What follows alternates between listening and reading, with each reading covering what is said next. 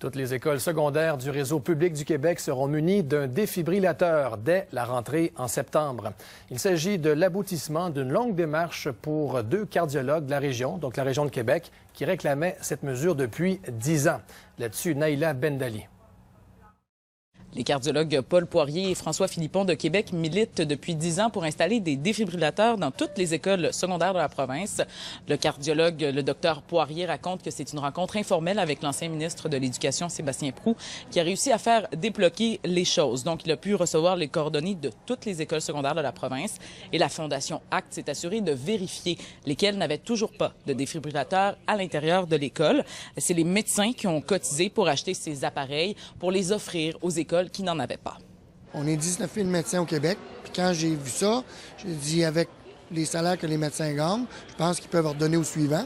Et les médecins ont embarqué, puis ont acheté les défibrillateurs qui manquaient, parce que c'est pas les 540 écoles qui en manquaient. Les commissions scolaires avaient pris de l'avance sur bien nous autres. Nous autres, on fait juste rencontrer ceux qui en manquaient, puis on a pallié à la différence.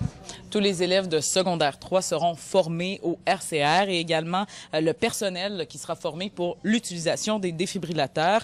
Selon le docteur Poirier, ces instruments sont essentiels pour agir rapidement lorsqu'il y a un arrêt cardiaque, tout autant pour les élèves qui fréquentent les écoles secondaires, mais aussi les adultes qui bien souvent utilisent les gymnases de ces écoles comme centre sportif. La non-action fait que le patient qui est en train de mourir un peu a 7 à 10 % de décès par minute.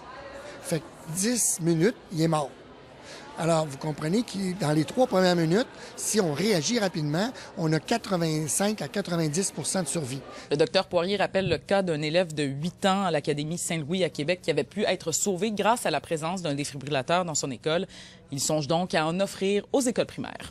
Ici Naïla Bendali, Radio-Canada, Québec.